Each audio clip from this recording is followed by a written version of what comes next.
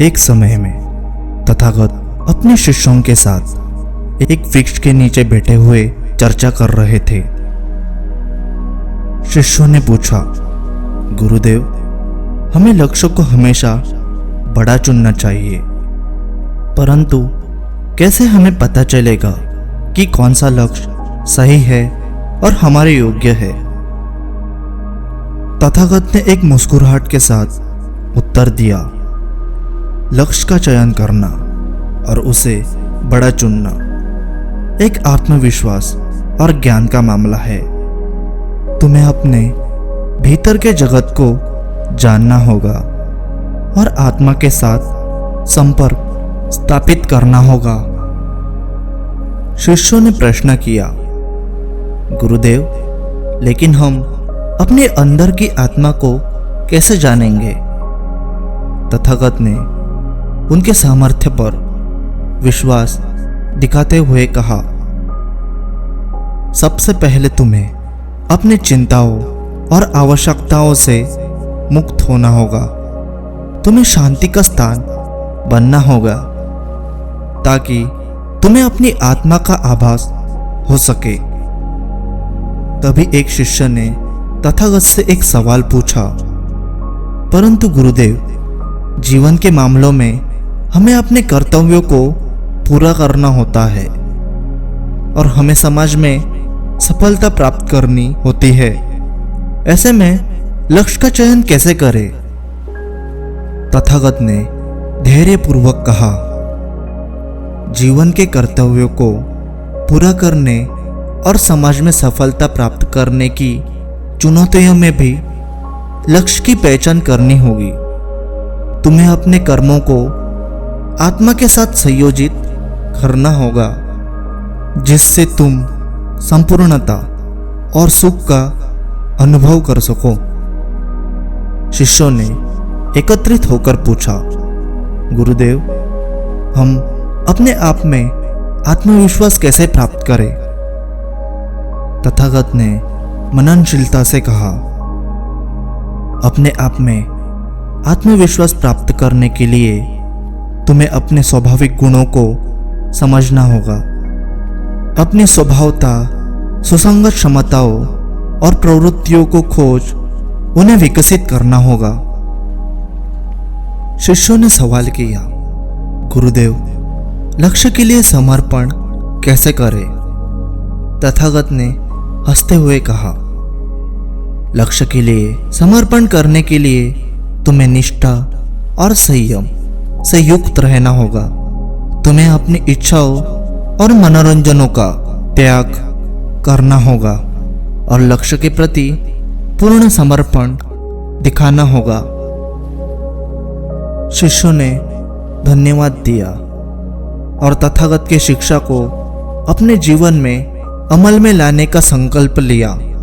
उन्होंने ज्ञान की प्राप्ति के लिए अपनी साधना जारी रखी और अपने जीवन में लक्ष्य को हमेशा बड़ा चुनने का निर्णय लिया।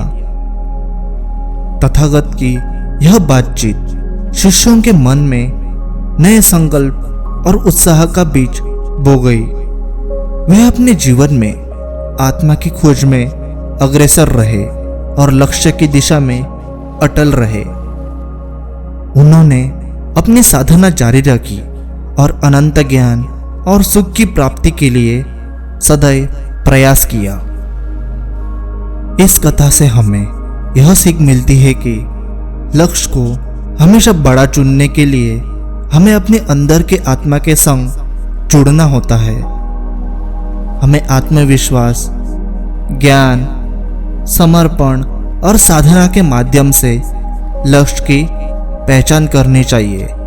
इस प्रकार हम अपने जीवन को उच्चतम स्तर पर ले जा सकते हैं और अपने और दूसरों के लिए सत्य, प्रेम और समृद्धि की प्राप्ति कर सकते हैं।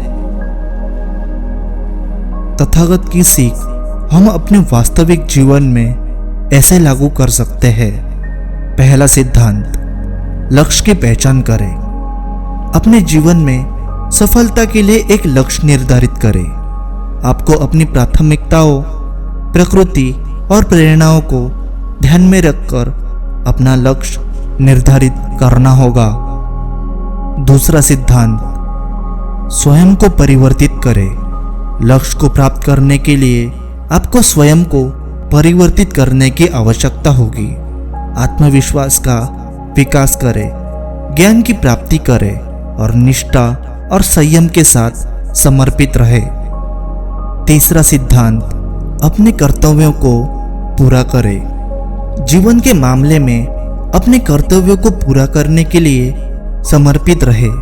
सामाजिक प्रबंधन, नैतिकता और वीरता के साथ कर्म करें और अपने कार्यों में आत्मा को संयोजित करें।